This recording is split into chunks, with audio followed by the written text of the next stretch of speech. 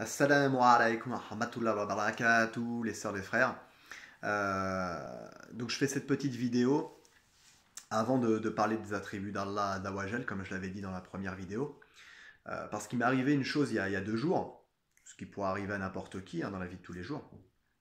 D'ailleurs, la chaîne Un pas vers la lumière, c'est aussi bien, ça concerne aussi bien les sciences profanes que les sciences religieuses, faire un parallèle entre les deux.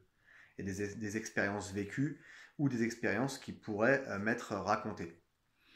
Alors, donc j'ai discuté avec une sœur pour des raisons nobles, et donc en discutant avec cette sœur, forcément on a été amené à parler d'islam, de dîn, de religion.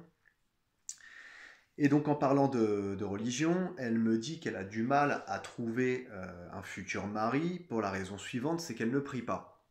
Bon, elle me dit, est-ce que toi ça te dérangerait? Est-ce que tu vas me juger sur ce point-là? Déjà, ma sœur, une chose est claire, c'est que je n'ai pas à te juger. Seul Allah nous juge, bien évidemment, Allah subhanahu wa ta'ala. Et donc, par contre, je peux discerner et je peux me permettre effectivement de te faire un rappel. Et donc, je lui pose la question déjà, pourquoi tu ne pries pas? Et elle me dit, je ne prie pas parce que j'ai pris l'habitude, parce que c'est comme ça, parce que dans ma famille, on ne prie pas forcément. Donc la prière n'est pas prise au sérieux dans sa famille, apparemment, de ce que j'ai pu comprendre. Ce qui peut être le cas d'ailleurs dans plusieurs familles musulmanes. Alors, donc, moi, en tant que frère qui se respecte, ben, je me dois de lui faire un rappel. Voilà, comme j'aimerais qu'on m'en fasse aussi. Et comme on discutait ensemble, bah, je me suis permis de lui faire ce rappel. On se serait interpellé dans la rue ou autre, comme certains font des fois et procèdent de la mauvaise manière, n'ont pas forcément de tact, effectivement, ça peut être délicat. Mais là, on discutait ensemble. Donc bon, bah, j'essaie de savoir un petit peu qui elle est, ce qu'elle fait dans la vie, etc. Enfin, mais forcément, on est revenu sur ce point qui est la salat, la prière. Alors, il faut savoir qu'à un moment donné, je lui dis, mais la salat, c'est quand même un ibadah, c'est quand même un acte d'adoration. Et c'est l'acte d'adoration sous toute sa splendeur qui est quand même le deuxième pilier de l'islam. Ça, je pense que tout le monde est au courant. C'est une ibadah. Pour adorer Allah, il n'y a pas mieux que la prière. Après, il y a d'autres actions, bien évidemment, comme le saum, comme la zakat, comme comment dire, le hajj, le hamra, ou d'autres, et puis après le comportement que l'on peut avoir avec ses parents, les voisins, etc., etc., et puis d'autres, des aumônes occasionnelles, salakat ou autre.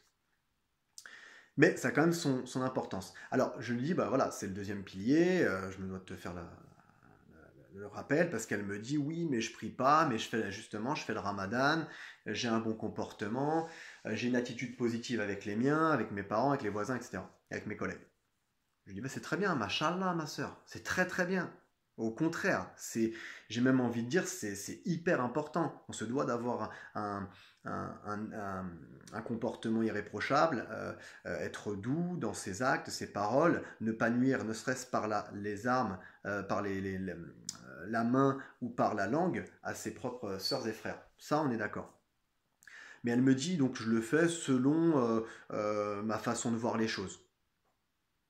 Sauf que ta façon de voir les choses, à un moment donné, elle doit s'adapter aussi, elle doit tendre vers les lois divines. Et les lois divines nous sont indiquées d'une part dans le Coran el-Karim et dans la sunna du prophète sallallahu alayhi wa sallam. Ces lois divines-là, elles nous disent que la salat est importante et c'est même une obligation. Et le fait de délaisser la prière, ne serait-ce que la délaisser totalement, et même le fait de ne pas les faire dans leur temps, c'est déjà assez grave aux yeux d'Allah Azawajal, mais le fait de ne pas du tout la faire, c'est un grand péché. C'est un grand péché. J'ai pas les sources là directes, mais je sais que c'est un grand péché. Je l'ai étudié, je l'ai lu dans des dars, et je l'ai aussi lu dans des livres. Donc c'est un grand péché.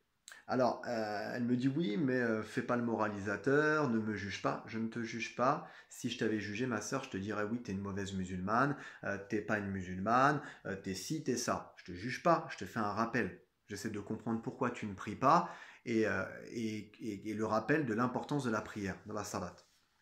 Parce qu'effectivement, je pense qu'on peut croire en Allah Azawajal et ne pas prier, c'est possible. Par contre, le fait de... Et Allahu Alem, ce qu'il y a dans les poitrines des gens, des sœurs et des frères. Allahu Alem. Mais le fait de ne pas prier, ça peut être un signe d'hypocrisie, ça peut être un signe de faiblesse, hein, de paresse, ou de faiblesse dans la foi. C'est un acte de foi, hein, bien évidemment. Il y a 70 parties hein, dans la foi, hein, dans la pudeur, dont la constance, l'assiduité, etc. La prière, la salade, bien évidemment. Alors, elle me dit oui, oui, oui. Bon, ok. Sauf que moi, je te dis, dans le Coran el-Karim, je t'invite à le lire. Alors, elle me dit oui, mais toi, t'es converti. T'inquiète pas, j'ai pas attendu après toi pour le lire. Mais le lire, c'est très bien. C'est comme certains qui disent je suis bouddhiste, ils ont des livres de bouddhisme partout qui ça repeint les murs, totalement. Par contre, quand tu parles avec eux, suffit que tu leur dises une chose pour laquelle ils ne sont pas d'accord, ils s'énervent. Attends, t'énerves pas, t'es bouddhiste ou tu ne l'es pas. Donc ça ne veut rien dire. Tu peux lire le Coran el-Karim, mais à un moment donné, il faut appliquer. Et il faut le comprendre. Et il faut l'étudier. L'étudier grâce aux savants, et puis l'étudier en essayant de comprendre, en essayant de lire d'autres livres, la Sunna, et puis bien d'autres livres. Donc voilà. Donc elle me dit oui, si, ça, bon bref. Moi je lui dis dans le Coran al-Karim, justement, c'est écrit plusieurs fois Allah subhanahu wa ta'ala nous dit wa aqimu as-salata wa atu az-zakat. Accomplissez la salat, la prière, et acquittez-vous de la zakat, l'aumône obligatoire. Subhanallah. Et c'est écrit dans plusieurs sourates, dans plusieurs versets. Bon, d'où l'importance de la prière. Et donc elle me dit oui, ben voilà, t'es moralisateur. Bon, bref. Donc moi je te fais un rappel, ma sœur, à un moment donné elle me dit ouais ça commence à être lourd, alors que je le faisais petit à petit, c'était pas dans chaque message. À un moment donné, je me dois de savoir. Elle me dit, ben, tu prieras pour moi. Non, ma sœur. Moi, je veux bien prier pour toi, ok, mais toi aussi, tu dois prier pour ton âme. On ne peut pas construire quelque chose. Moi, j'ai besoin de m'entourer de personnes, et qui plus est, là, dans le cadre d'un peut-être probable futur mariage, de m'assurer qu'on tend vers le même chemin. Moi, je veux que mes enfants, admettons, mais puissent voir ses parents prier. C'est un acte d'adoration. Quand le prophète sallallahu alayhi wa sallam, il a fait le voyage nocturne à l'Isra al-Miraj et que l'ange d'Ibril a dû, à la demande ça a été ordonné par Allah Azawajel d'inculquer et d'apprendre la prière à notre humble prophète sallallahu alayhi wa sallam, il lui a appris toutes les phases. Donc c'est quand même un acte important. Les rakat, les sujud, subhanallah, taslim, tashaoud. Et donc, bon, voilà, donc on doit faire la prière. Et d'ailleurs, au départ, c'était quand même, on était parti sur 50 prières. 50 prières. Et quand Mohammed sallallahu alayhi wa sallam est redescendu au ciel de Moussa, lui a dit, mais ta communauté ne pourra jamais, elle ne pourra jamais faire 50 prières. Demande à notre Seigneur de demander une diminution de ce nombre de prières qui a été justement diminué à 5 prières, équivalent aux 50 prières. Subhanallah, Bismillahir-Rahmanir-Rahim. Quelle miséricorde. Donc, 5 prières. As-Sob, Al-Fajr, Ad-Dor, Asar, Maghrib et Isha. Donc ces 5 prières-là, obligatoires, on en a d'autres surrogatoires, mais celles-ci sont obligatoires.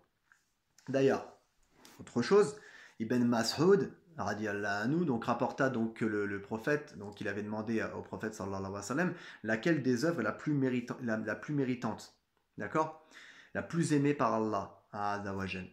Il lui dit, mais c'est la prière faite en son temps en plus de ça.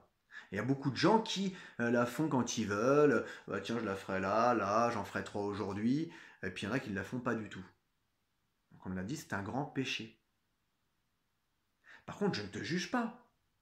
Tu crois probablement à Allah Azawajal, mais c'est un rappel pour que tu puisses tendre encore plus vers lui, avoir encore plus d'estime auprès de lui. Subhanallah.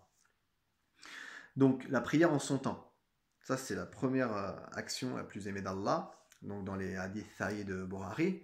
Et une autre chose aussi, un autre rapport donc d'Abu Huraira radiyallahu anhu, rapporta qu'il avait entendu le messager d'Allah sallallahu alayhi wa sallam dire si l'un de vous avait une rivière qui coulait devant sa maison là, dans laquelle il peut se laver 5 fois, pensez-vous donc qu'il resterait sale? S'il passait 5 fois dans sa rivière, corporellement, physiquement parlant, est-ce qu'il resterait sale? Eh bien c'est pareil, la prière nous permet de rester propre, spirituellement parlant. Subhanallah. Spirituellement parlant. D'où l'importance de la salat. D'ailleurs, la salat, quand on est debout, on est proche, verticalité avec notre Seigneur, on est proche, on récite le Coran et le Kalim. Et quand on est en soujoud, eh ben on se prosterne devant notre Seigneur, on lui demande, on exprime sa grandeur. Al-Hazim. Subhanallah. Donc la salat est primordiale. Mes sœurs et frères, si vraiment elle me dit oui mais de toute façon ça changera rien notre discussion, je lui dis bah, la nuit porte conseil, on se finit comme ça, la nuit, je lui dis la nuit porte, non elle portera pas conseil, de toute façon cette nuit là ou une autre je ne changerai pas. À un moment donné c'est soit tu as vraiment une méconnaissance de la pratique, soit tu n'as pas envie de faire d'efforts. Subhanallah. Ou alors c'est ton ego qui parle, c'est ton orgueil, c'est un shaitan. On doit nettoyer notre nefs, notre âme, et ça passe aussi par la salat, 5 fois par jour. Et là, on est obligé. Ça nous oblige à nous remettre en question. Parce qu'on peut très bien avoir des mauvaises pensées, même si on a un bon comportement, une mauvaise pensée, une mauvaise parole, un mauvais regard. Ça arrive, subhanallah. Donc mes sœurs et frères, on se doit de se faire des rappels. Elle me dit, mais t'es pas imam. T'imagines un imam dans chaque maison? Non, à partir du moment où tu sais que la chose elle est réelle, il n'y a pas d'équivoque, il faut le dire, il faut faire un rappel. Dans la douceur, dans la gentillesse, vraiment avec sincérité. Apprendre à connaître la personne, je lui posais des questions sur sa vie, mais on se doit, et surtout sur ces points-là, sur des points, des obligations. Subhanallah. Elle me dit, t'es pas imam. Mais il n'y a pas besoin d'être un imam pour se faire un rappel sur le fait que la prière est un acte obligatoire, est une ibada. Subhanallah. Mes sœurs et frères, qu'Allah nous dirige, qu'Allah nous guide, qu'Allah nous facilite dans nos épreuves et dans notre vie, qu'Allah nous apporte et nous accorde refuge et nous préserve des tourments de la dunya, de l'enfer et de la tombe. Subhanallah. Assalamu alaikum wa rahmatullah. À la prochaine pour une nouvelle vidéo. Inch'Allah.